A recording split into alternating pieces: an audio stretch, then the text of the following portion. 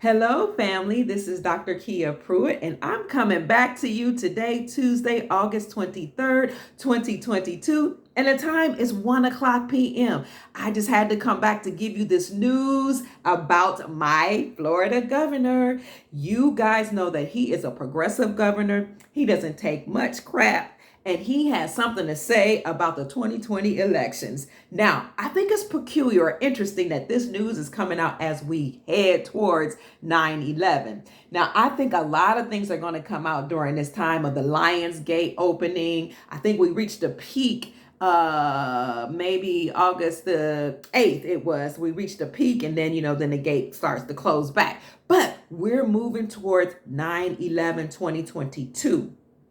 This date is very important because we know what happened during the implosion of the towers. We lost a lot of people. It was a very sad time in history, and it led to us being surveyed, being under heavy surveillance, having a lot of our rights taken away. And I believe that this is something that the deep state actually did intentionally. And of course, they blamed it on people in the Middle East, but the towers being imploded was most likely, as we know today, an inside job. Now, looks to me like I might be able to get away with saying all this. I hope so. Please, White Hats, be in control. Y'all haven't censored me as much as you used to in the past, so give thanks for that.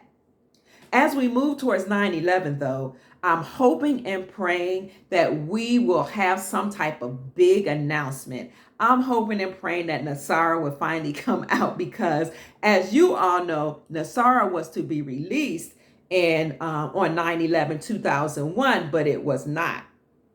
It was to be released then because 9/11 is a very important number in numerology. The 9 is a 9. It has high vibrational frequency, and maybe even the highest. And 11 is a portal, so like a doorway, right? You go in and out. You go in, out with the old, in with the new. So it would have been wonderful for NESARA to be announced, the National Economic Security and Reformation Act to have been announced during that time, because that was a time that was we were supposed to experience a debt jubilee where all of our debts were supposed to be completely discharged. There was gold in the in the Twin Towers that was held there that was supposed to be used to offset our debts. But that gold was taken out, and then the towers imploded. And the NESARA announcement was supposed to come forward from the Pentagon, but that never happened. They sent some planes and hit the Pentagon. So 9/11/2001, which was supposed to be a high vibrational, exciting, celebratory time, became a time of sadness. That's just like the deep state, to take something that's supposed to be high vibrational and joyous and happy and work on our behalf and turn it around. However, we have the frequency and the energy and the ability and the power to usher in NESARA, to usher in humanitarian freedom, to usher in great abundance and wealth. And we will use that power. We are currently using it now, especially now that we understand, or overstand the laws of the universe. We are using those laws. Yes, we are, together and in agreement to effect change and to bring upon planetary peace, abundance, and sovereignty for all. So, having said that, as we usher in or head towards 9/11/2022, let's look at what Governor DeSantis has just announced. This came out from CBS News, a mainstream media outlet, the print media, cbsnews.com. It says, Florida Governor Ron DeSantis' election police force announced the arrest of 20 for voter fraud. This just came out the other day. So let me read it to you in case you haven't heard it. And I won't be before you too long. I'll be before you quickly. Republican Florida Governor Ron DeSantis announced that 20 people who voted in the 2020 elections will be arrested and charged on Thursday for breaking the state's election laws on felon voting rights. Woo! He is leading the way, and I just love the way he does not put up with lawlessness.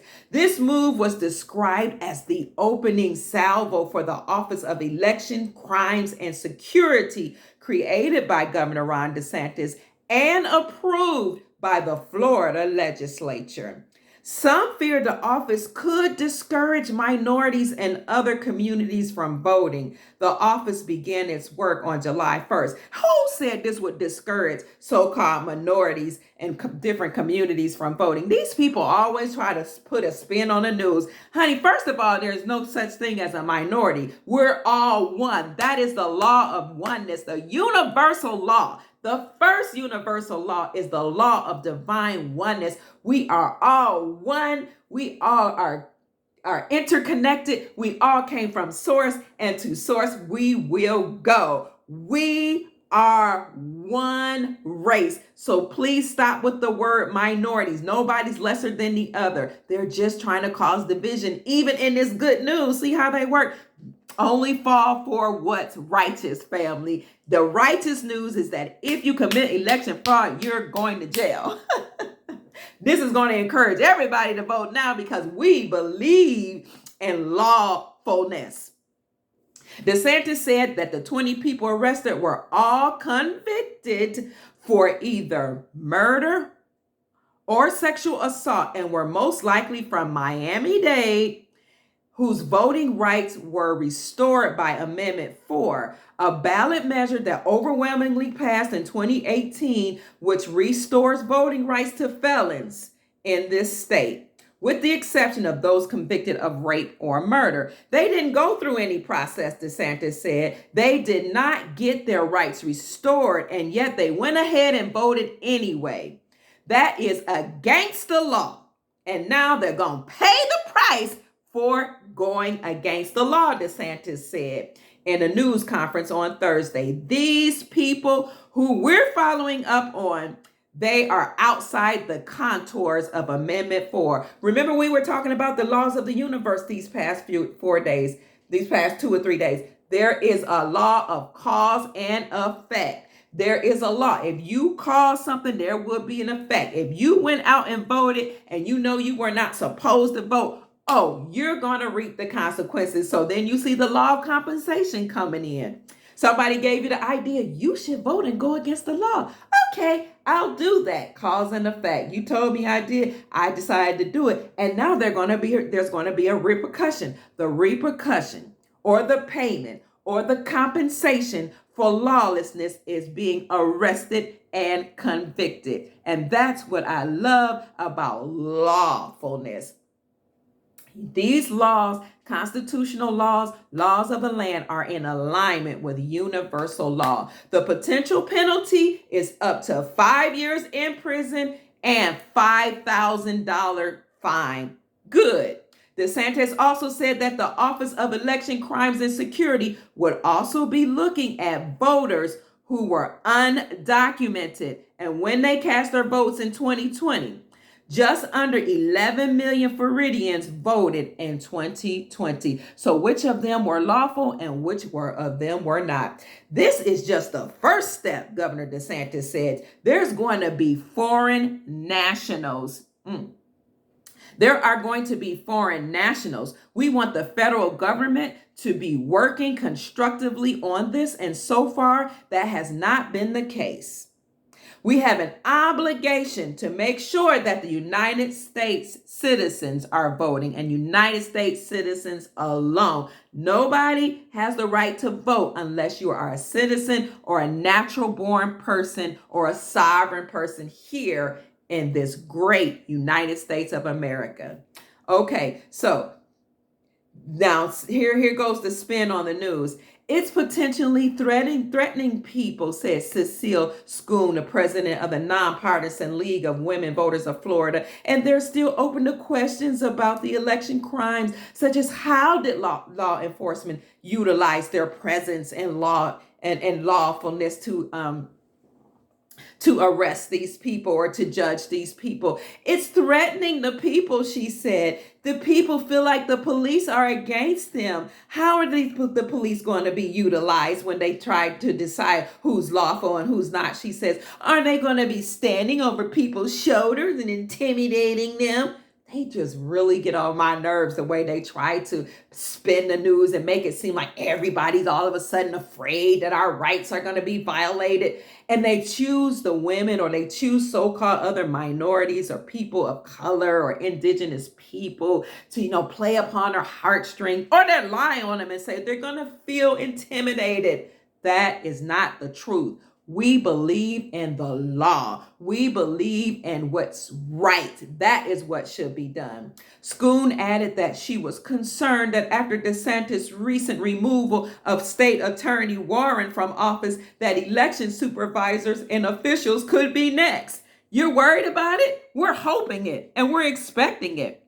Listen, Governor DeSantis is not playing. She spoke of the State Attorney Warren, who was taken out of office. Not only was he taken out of office for not upholding rights against abortion, for not upholding laws to prosecute people who are criminals.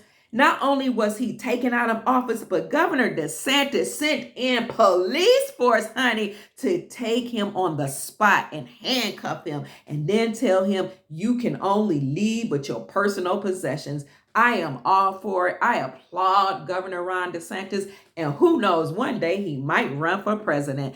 I enjoy watching and supporting a person who stand by what they say, someone who upholds the law. So kudos to you, Governor Ron DeSantis. We love you. We appreciate you. You are doing a great work to make sure that election integrity is in place. I will put this article in the description section so that you can read it. I'm about to leave out now. My name is Dr. Kia Pruitt. It's always my great pleasure to bring you news, to raise your vibration, to encourage you, inspire you, and let you know that we are moving towards a time of planetary peace, love, joy, sovereignty, and abundance. I love you. Go out and make this day great. Mwah. Namaste. Peace.